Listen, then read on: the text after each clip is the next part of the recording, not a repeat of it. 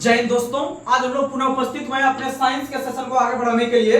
तो आप लोग जो है कि नॉर्मल से नॉर्मल साइंस और हाई से हाई साइंस आप लोगों के बीच हम लोग रखने का प्रयास करेंगे। तो चलिए आज बिना कोई देरी किए हुए हम लोग सेशन को शुरुआत करते हैं, जो है कि किसी भी एग्जाम के लिए जो है कि ये सेशन बहुत ही लाभदायक होने वाला है। आप लोग साइंस को जो है कि आप लोग बहुत ही जो इस प्रकार से जीके जीएस को आप लोग उस तरह से अपना आप दे रहे हैं, मतलब अपना प्यार, उसी तरह से आप इस सेशन को भी आप आगे बढ़ाने का प्रयास कीजिए। तो चलिए आज का पहला सवाल आप लोगों के बीच हम लोग रख रहे हैं। तो अगला सवाल पहला बताइएगा कि कौन सा आपका पादप कोशिकाओं में ही केवल पाया जाता है। तो याद रखिएगा, पादप कोशिका का मतलब हो गया पौधा। पादप कोशिका का मतलब हो गया पौधा। पादप का मतलब होता है पौधा, और पौधा में जो है कि आपका वैसा चीज पाया जाता है जो कि हमारे शरीर के अंदर या किसी जीव जंतु के अंदर नहीं पाया जाता है। जैसे आप लोग को पता है कि पादप कोशिका में लवक पाया जाता है, लवक हो गया, या फिर क्लोरोप्लास्ट बोल सकते हैं आप, क्लोरोप्लास्ट हो गया, या फिर आप उसके बाद बोल सकते हैं, उसके बाद आप बोल सकते हैं क्रोमोप्लास्ट। क्या बोल सकते हैं? क्रोमोप्लास्ट। उसके बाद आप लोग बोल सकते हैं ल्यूकोप्लास्ट। ल्यूकोप्लास्ट ये सब ऐसा चीज है, ये सब ऐसा चीज है जो सिर्फ और सिर्फ पादप में मिलता है, यानी पौधा में मिलता है। तो इसीलिए क्वेश्चन पूछता है कि निम्न में से कौन सा सिर्फ पादप में मिलता है। अगर आप ये चारों पे कमांड रखते हैं तो आपका ऑप्शन कोनो ना कोनो एगो मिल जाएगा। अब देखते हैं लवक का क्या कार्य होता है। तो आप लोग को पता है कि अगर पौधा में लवक नहीं रहेगा, अगर पौधा में लवक नहीं रहेगा तो समझिएगा कि उसमें किसी भी तरह का कार्य संभव नहीं हो पाएगा, यानी कि इसमें किसी प्रकार का खाना पीना कुछ नहीं बन पाएगा लवक। और लवक के उपस्थिति के कारण ही पेड़ पौधे में जो रंग आप लोग देखते हैं, यानी कि लवक के उपस्थिति के कारण ही पेड़ पौधे का रंग होता है, या किसी भी आपका जो फल होता है उसका जो रंग होता है। जैसे आप लोग पढ़ते होंगे पपीता का रंग हो गया, या आपका मिर्ची का जो लाल रंग होता है, यह सब लवक के उपस्थिति के कारण ही होता है। लेकिन विभिन्न प्रकार के लवक का नाम अलग अलग होता है, यानी मिर्ची में अलग लवक से होता है, आपका पपीता में अलग लवक से होता है, लेकिन लवक के कारण ही रंग निर्भर करता है। कौन निर्भर करता है? रंग निर्भर करता है, याद रखिएगा। और यह जो क्लोरोप्लास्ट होता है, क्लोरोप्लास्ट को हिंदी में कहते हैं हरित लवक। अगर हमारे पेड़ पौधे में हरित लवक या क्लोरोप्लास्ट नहीं रहेगा तो वह आपका प्रकाश संश्लेषण नहीं हो पाएगा, अर्थात खाना नहीं बना पाएगा। क्योंकि पेड़ पौधे जो अपना खाना बनाते हैं, क्योंकि पेड़ पौधे अपना खाना स्वयं बनाते हैं, इसीलिए पेड़ पौधे को उत्पादक की संज्ञा दिया गया है। पेड़ पौधे को उत्पादक की संज्ञा दिया गया है, और मनुष्य जो आते हैं वह उस उत्पादक का जो है कि उपयोग करते हैं उपभोक्ता के रूप में। तो याद रखिएगा कि क्लोरोफिल के उपस्थिति के कारण हम लोग पेड़ पौधे खाना बनाते हैं, और क्लोरोप्लास्ट में जो है कि आपको इसे पादप को का जो है कि रसोई घर कहा जाता है। पादप का रसोई घर जो है कि क्लोरोप्लास्ट को कहा जाता है या हरित लवक को कहा जाता है। और यह जो आपका दूसरा लिंक है क्रोमोप्लास्ट, क्रोमोप्लास्ट जो होता है इसमें जेंथोफिल और कैरोटीन नाम के वर्णक मिलते हैं। इसमें याद रखिएगा क्लोरोप्लास्ट में आपका जेंथोफिल और कैरोटीन नाम के वर्णक मिलते हैं। जैसे आप लोग को पता है कि कैरोटीन नाम के वर्णक के कारण ही पेड़ पौधे में पीला रंग होता है, और दूध का भी पीला रंग कैरोटीन के कारण होता है। आप लोग को पता है यह क्रोमोप्लास्ट पर निर्भर करता है। और यह जो ल्यूकोप्लास्ट है, ल्यूकोप्लास्ट जो है कि पेड़ पौधे में खाद्य पदार्थ का संग्रह करता है, खाद्य पदार्थ का संग्रह करता है। कहने का मतलब ये सारा काम जो हो रहा है पेड़ पौधे को अच्छे तरीका से आगे बढ़ाने के लिए कर रहा है। तो याद रखिएगा ये सबका होना आवश्यक है पौधा में। और यह जो पौधा है, यह पौधा का जो ऊंचाई ज्ञात करते हैं, यह पौधा की जो ऊंचाई या बढ़ोतरी जो ज्ञात करते हैं हम लोग कौन से मीटर से? ऑक्जेनोमीटर से। ऑक्जेनोमीटर से ज्ञात करते हैं। और पौधे का जो है कि वलय को गिनकर, पौधे के वलय को गिनकर पौधे की आयु को ज्ञात करने का काम करते हैं, आप लोग को पता है। और पेड़ पौधों में नीचे से जो ऊपर पानी जाता है वह जाइलम के द्वारा जाता है, खाद्य पदार्थ, और खाद्य पदार्थ को जो फैलाने का काम करता है वह फ्लोएम करता है। कौन करता है? फ्लोएम काम करता है। और पेड़ पौधे जो नीचे से ऊपर की ओर अपने हाइट बढ़ते हैं वह आप लोग को पता है शीर्षस्थ उत्तक के कारण, शीर्षस्थ उत्तक होने के कारण पेड़ पौधे जो है कि आपका हाइट ऊपर बढ़ता है। और पेड़ पौधे में विभिन्न प्रकार के हार्मोन पाए जाते हैं। पेड़ पौधे में विभिन्न प्रकार के हार्मोन पाए जाते हैं, जिसमें से आप लोग को बता दे कि एक हार्मोन का नाम है auxin hormone. Auxin hormone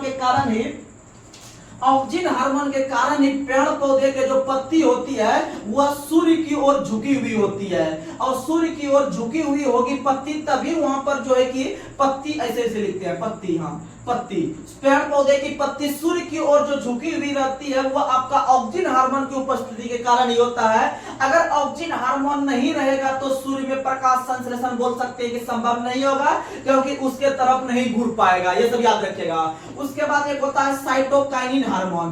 cytokinin hormone का प्रमुख काम होता है कोशिका विभाजन। कोशिका विभाजन में साइटोकाइनिन हार्मोन काम करता है। उसके बाद रहता है जिबरेलिन। जिबरेलिन हार्मोन बौने पौधे को लंबा करने में सहायक होता है। बौने पौधे को लंबा करने में आपका जिबरेलिन होता है। वहीं एक होता है फ्लोरिजेंस हार्मोन।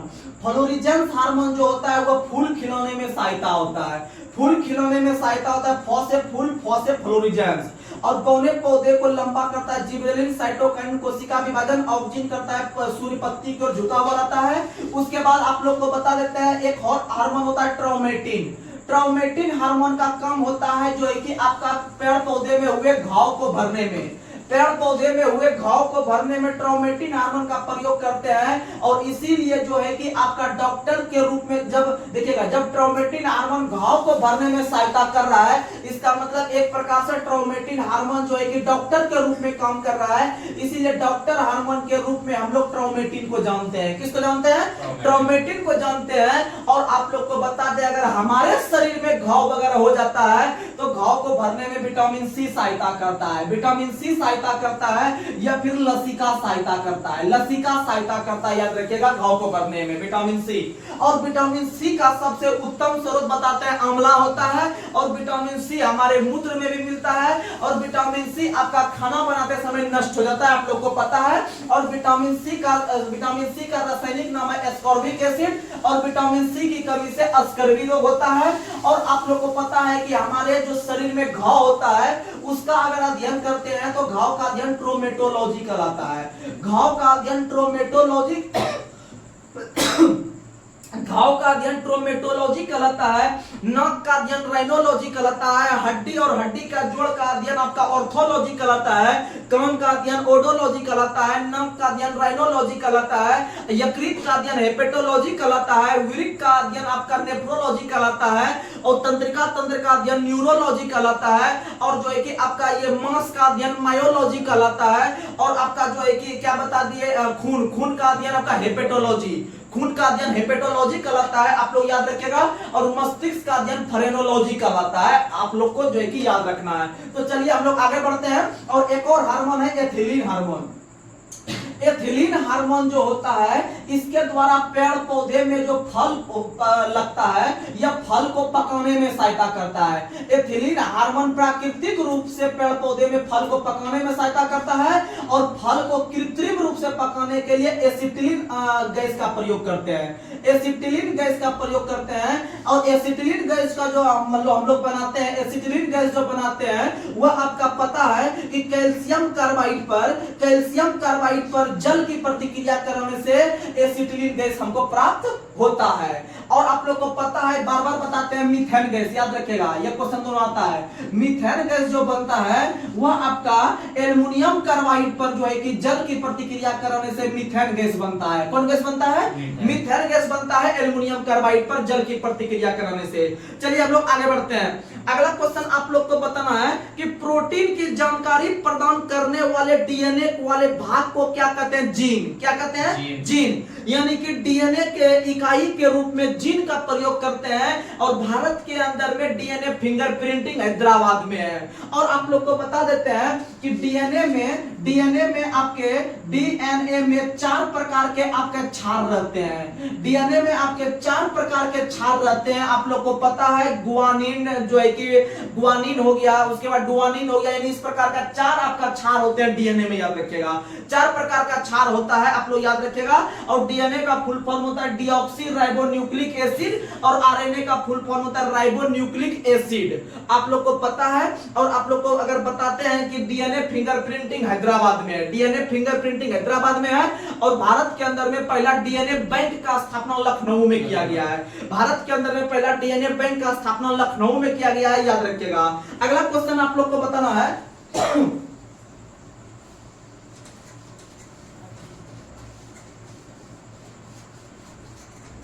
अगला क्वेश्चन आप लोग को बताना है कि कार्बन परमाणु के बारे में, कार्बन परमाणु के बारे में 6C12 से क्या निष्कर्ष निकाला जा सकता है। यह क्वेश्चन ओरिजिनल है आपका ग्रुप डी परीक्षा का। से क्या निष्कर्ष निकाला जा सकता है, तो निष्कर्ष हम यही निकाल सकते हैं कि भैया ये जो चर्चा किया गया है कार्बन परमाणु के बारे में, यानी कि परमाणु संख्या कार्बन का 6 होता है, और ये जो आपका कार्बन होता है इसके बहुत प्रकार के अपरूप पाए जाते हैं, जैसे हीरा हो गया, ग्रेफाइट हो गया, ग्रेफिन हो गया, फुलेरिन हो गया, चारकोल हो गया, कोक हो गया, ये सब आपके जो है कि आपके कार्बन के अपरूप मिलते हैं। और यहाँ पर हम यही देख सकते हैं कि ये जो आपका जो लिखा गया जो स्ट्रक्चर है वो कार्बन का स्ट्रक्चर है। और मान लीजिए इस प्रकार का अगर जिस भी तत्व के बारे में मिलेगा तो यह तत्व बीच में उसका संकेत लिखा जाता है, और नीचे में जो लिखा जाता है यह इलेक्ट्रॉन की संख्या रहता है, यह आपका प्रोटॉन की संख्या रहता है, और यह आपका परमाणु की संख्या रहता है, यह आपका परमाणु की संख्या रहता है, यानी इलेक्ट्रॉन की संख्या,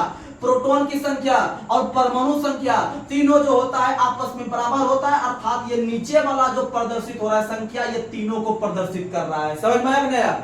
यानी नीचे वाला हो गया इलेक्ट्रॉन का संख्या, प्रोटॉन का संख्या, परमाणु संख्या।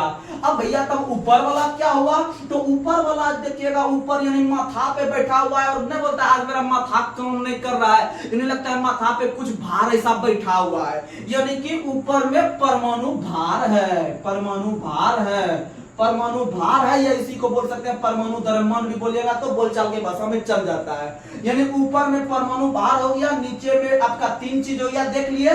तो और आप लोग को बता देते हैं यहाँ पर कंटेंट कि प्रोटॉन की संख्या प्लस न्यूट्रॉन की संख्या बराबर द्रव्यमान संख्या होता है।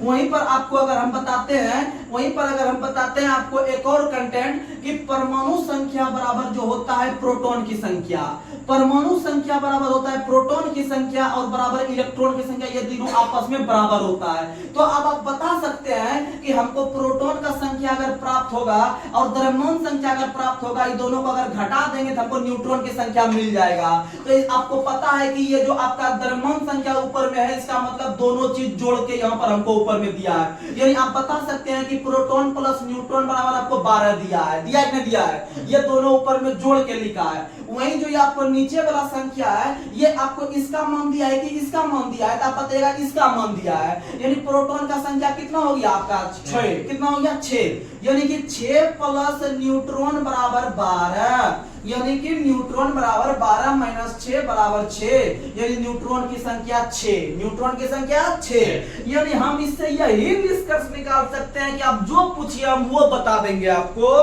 तो कहने का मतलब न्यूट्रॉन का संख्या हो गया 6, प्रोटॉन का संख्या हो गया 6, इलेक्ट्रॉन का संख्या 6, परमाणु संख्या 6, परमाणु भार 12, परमाणु भार 12, याद रखने का प्रयास कीजिएगा।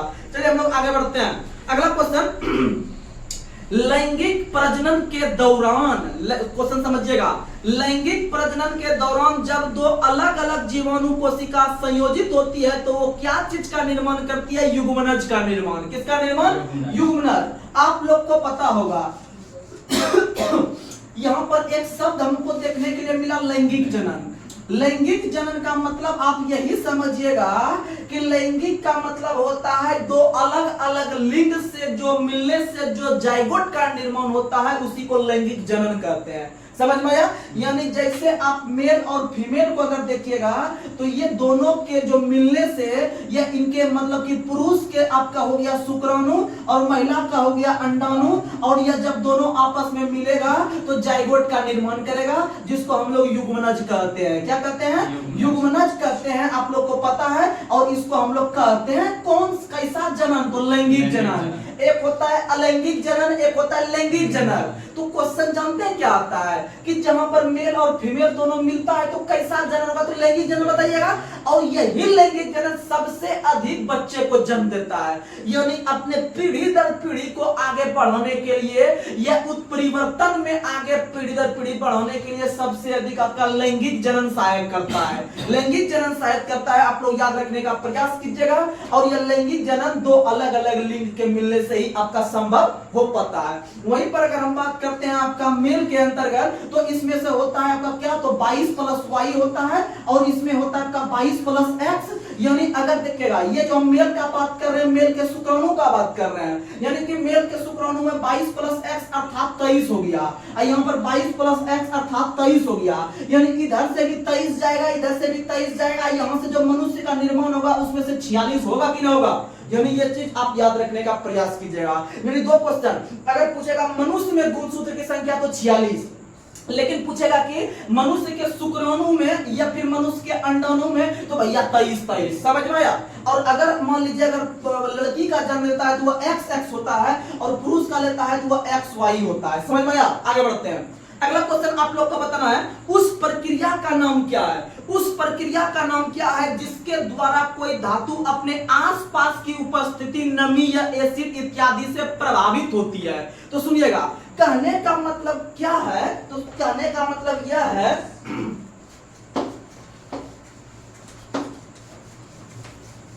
कहने का मतलब यह है, जैसे आप देखते होंगे एक लोहा के धातु को आप हवा के जो है कि आप माध्यम में छोड़ दीजिए, या फिर आप घर के बाहर जहां पर हमेशा बारिश का पानी पड़ते रहेगा, जहां पर हवा वगैरह चलते रहेगा, आंधी तूफान आते रहेगा, तो देखिएगा कि 1-2 साल के बाद वह लोहा में जंग वगैरह लग के इसका जो है कि कंडीशन पूरा खराब हो जाएगा। होगा कि नहीं होगा? यानी कहने का मतलब है कि हवा, नमी, वर्षा इत्यादि से जो विभिन्न प्रकार के तत्व को जो आपको नुकसान पहुंचता है उसी को संक्षारण कहते हैं। क्या कहते हैं? संक्षारण कहते हैं। याद रखिएगा, यही क्वेश्चन आया था, इसलिए आप लोग याद रखिएगा कि यह क्वेश्चन की क्या है। उस प्रक्रिया का नाम क्या है जिसके द्वारा कोई धातु अपने आसपास की उपस्थिति, नमी, एसिड इत्यादि से प्रभावित होती है, उसे क्या कहते हैं भैया? उसे संक्षारण कहते हैं। क्या कहते हैं? संक्षारण। और याद रखिएगा, इसी संक्षारण को बचाने के लिए, यानी इसमें जंग वगैरह लगने से बचाने के लिए जो है कि इसमें जिंक की परत चढ़ाई जाती है। किसकी परत?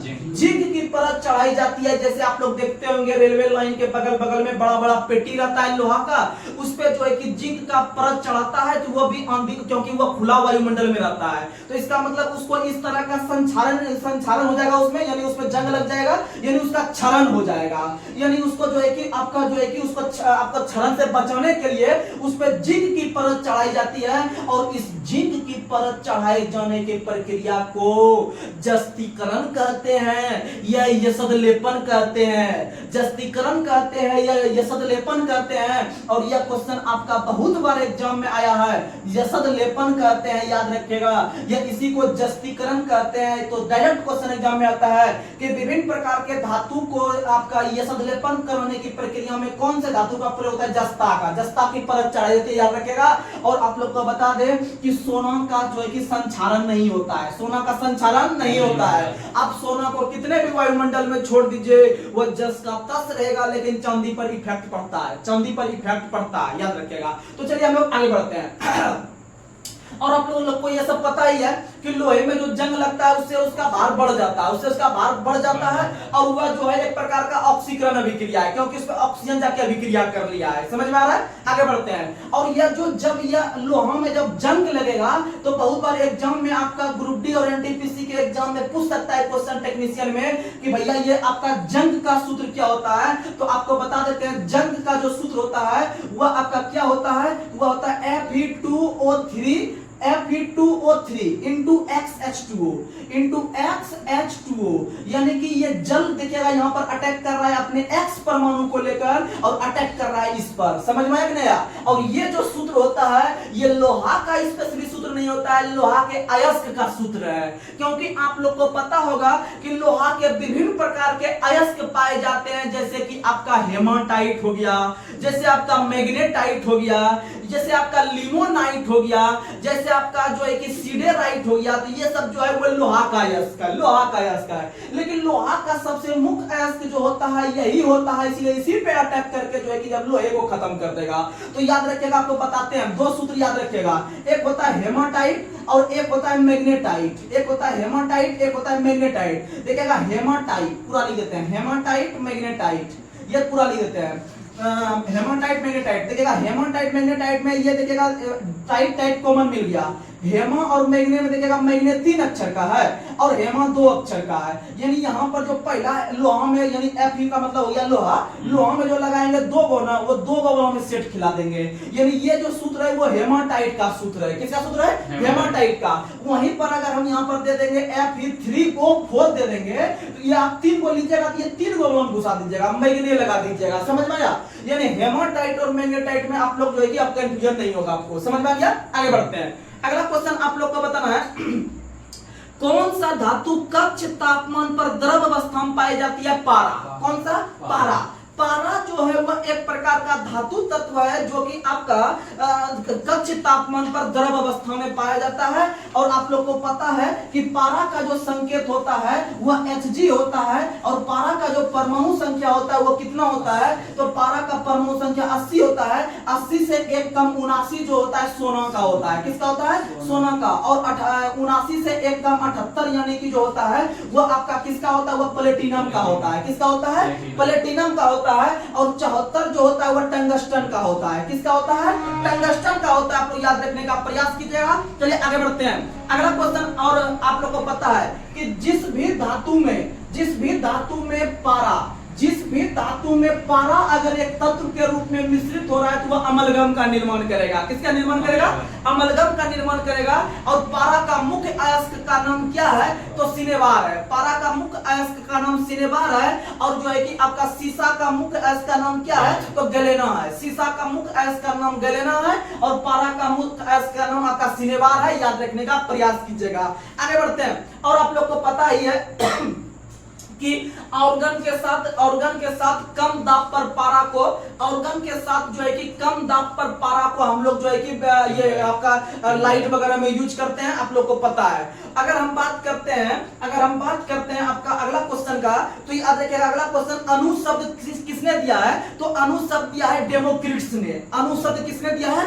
डेमोक्रिट्स ने दिया है। याद रखने का प्रयास कीजिएगा। और आपको अगर हम बात करते हैं अणु और परमाणु का, तो इसमें कंफ्यूजन दूर कर लीजिएगा। अणु और परमाणु जो है याद रखिएगा, परमाणु यह स्वतंत्र नहीं रह सकता है। परमाणु स्वतंत्र, वैसा मौलिक कण वह जो है कि स्वतंत्र नहीं रह सकता है। अब स्वतंत्र रह सकता है अणु स्वतंत्र रह सकता है, परमाणु स्वतंत्र नहीं रह सकता। याद रखिएगा।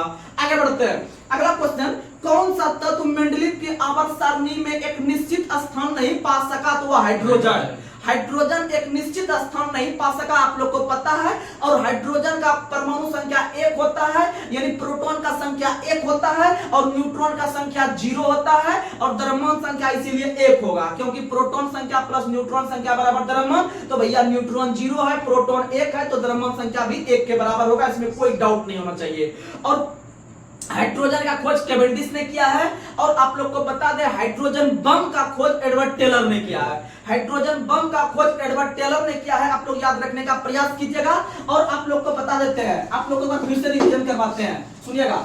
आवर्त सारणी में जो इस तरह का जो ऊपर से नीचे की ओर रहता है आपका ऊर्ध्वाधर स्तंभ, इसको हम लोग वर्ग या समूह कहते हैं। इसको वर्ग या समूह कहते हैं। वहीं अगर इस तरह से रहता है तो इस जो घर बना इसको हम लोग क्या कहते हैं? इसको हम लोग आवर्त कहते हैं। क्या कहते हैं? आवर्त कहते हैं, वर्ग या समूह या ऊपर वाला। और ऐसे करके सोया हुआ है यानी सुता हुआ है, यानी तो आ रहा है तो इसको तो के साथ लेंगे, आवर्त बना देंगे। समझ में आ गया? और आपको पता है कि आधुनिक आवर्त सारणी जो मोसले ने दिया है 1913 में दिया है, जो कि परमाणु संख्या पर आधारित है और मोसले का संबंध ब्रिटेन से है, तो उन्होंने जो है कि आवर्त सारणी में जो है आपको जो बांटा है वर्ग और समूह को, यानी वर्ग और समूह की संख्या जो है टोटल आपका 18 है, यानी 1 2 3 इस तरह कर करके टोटल 18 वर्ग है। और आवर्त की संख्या इस तरह से जब गिनिएगा तो इस तरह में आवर्त की संख्या कुल 7 है। कितनी है? 7 है, याद रखिएगा। और आप लोग को बता दे कि पहले आवर्त में जो पहला तत्व और पहले वर्ग में जो पहला तत्व देखने के लिए मिलता है हाइड्रोजन मिलता है। कौन मिलता है? हाइड्रोजन मिलता है। यानी आवर्त सारणी का पहला तत्व एक गैस तत्व के रूप में है और आवर्त सारणी का दूसरा तत्व जो है वह एक प्रकार से किस रूप में है? तो वह एक प्रकार से आपके अग्र गैस के रूप में है, यानी हाइड्रोजन गैस रूप में है। और आपका हीलियम जो है वह अग्र गैस के रूप में है, क्योंकि हीलियम आपको देखेगा ये इस कॉर्नर पे मिल जाएगा 18वां वर्ग के पास। और वहीं पर अगर बात करते हैं लिथियम का, अगर बात करते हैं फिर से यहां से, तो लिथियम जो है एक प्रकार का धातु तत्व है, यानी आवर्त सारणी का पहला धात्विक तत्व लिथियम होता है। समझ में आ गया? और आप लोग को बात करते हैं यहाँ पर थोड़ा सा इस तरह से बात कर लिए। उसके बाद अगर हम बात करते हैं आपका जो है कि आधुनिक आवर्त सारणी का, तो आधुनिक आवर्त सारणी में वर्ग या समूह की संख्या 18 है और आवर्त की संख्या 7 है। आप लोग को पता चल गया। इसमें से चलिए हम लोग जो है कि कंटेंट के माध्यम से आगे बढ़ते हैं। तो यहाँ पर क्वेश्चन आपका दिया गया है, क्वेश्चन है कि कौन सा तत्व मंडलीय के आवर्त सारणी में एक निश्चित स्थान नहीं पा सका? हाइड्रोजन। कौन नहीं पा सका? हाइड्रोजन। याद रखिएगा, इस तरह से आप याद रखिएगा। तो चलिए हम लोग आगे बढ़ते हैं। अगला क्वेश्चन आप लोग को बताना है शक्ति को किस रूप में व्याख्या किया गया है? तो आप लोग को हम बार बार बताते हैं कार्य करने की दर को शक्ति। ऑप्शन में यही है, क्वेश्चन यही है कि शक्ति को किस रूप में देखा गया है? तो कार्य करने की दर को शक्ति कहते हैं। यानी कहने का मतलब कार्य करने की दर को, अच्छा वो दर मिल रहा है, इसका मतलब कार्य में जल्दी से समय से भाग लगाओ, यानी कार्य का मतलब W और समय का मतलब सेकंड, यानी W/सेकंड। या फिर W को और तोड़ सकते हैं, वर्क का मतलब होता है जूल और सेकंड का सेकंड ही होता है, यानी जूल पर सेकंड जो हो गया भैया वो आपका किसका मात्रक हो गया? वह आपका जो है कि शक्ति का मात्रक हो गया। किसका मात्रक हो गया? शक्ति का मात्रक, क्योंकि शक्ति बराबर ही W/T को हम तोड़ते यहां तक पहुंचे हैं। और कार्य करने की क्षमता को ऊर्जा करते हैं, और आप लोग को बताए हैं कि विस्थापन में परिवर्तन के दर को क्या करते हैं? तो विस्थापन में परिवर्तन के दर को हम लोग क्या कहते हैं? तो विस्थापन में परिवर्तन के दर को हम लोग वेग कहते हैं। क्या कहते हैं? वेग। क्योंकि विस्थापन में परिवर्तन की दर, अच्छा है वो विस्थापन को जल्दी से लो, इसको समय से भाग पड़ाओ। अब विस्थापन को मापते हैं मीटर में और समय को मापते हैं सेकंड में, यानी मीटर पर सेकंड। भैया वेग मारो, क्या मारो? वेग मारो। समझ में आ गया? और वेग में परिवर्तन के दर को त्वरण कहते हैं। अच्छा, वेग में दर के परिवर्तन दर करना है, यानी कि वेग में जो है कि हमको दर यानी समय से भाग लगाना है। और वेग का पहले से मात्रा होता है मीटर पर सेकंड। एक और समय से भाग दो, यानी एक सेकंड यहां और आ जाएगा, यानी कि मीटर पर सेकंड हो गया त्वरण। क्या हो गया? त्वरण। समझ में आया कि नहीं? तो आप लोग ऐसे करके याद रखिएगा, तो आपको बेसिक नॉलेज अभी हम दे रहे हैं, आराम से कवर हो जाएगा। तो चलिए आज के सेशन को हम लोग यहीं से समाप्त करना है। आप लोग अधिक से अधिक जो है कि अपने चैनल को जो है कि आप लोग प्रमोट करने का प्रयास कीजिएगा, अपने दोस्तों में अधिक शेयर करने का प्रयास कीजिएगा। हम लोग जो है कि बहुत अच्छे से साइंस को कवर कर लेंगे। साइंस कोई बड़ा चीज नहीं है, साइंस का बड़ा कोई मतलब क्षेत्र नहीं है। तो आप लोग को अच्छा से अच्छा कंटेंट अभी हम देंगे। अभी फिलहाल आपको हम सिर्फ जो है कि एक प्रकार से कह सकते हैं सिर्फ जीवित रख रहे हैं। तो आप लोग का अभी बहुत लंबा समय, लगभग 3 से 4 महीना का समय आप लोग को अच्छा अच्छा कंटेंट देंगे। तो चलिए आज के सेशन को यहीं पर समाप्त कर रहे हैं। तब तक के लिए जय हिंद, जय भारत।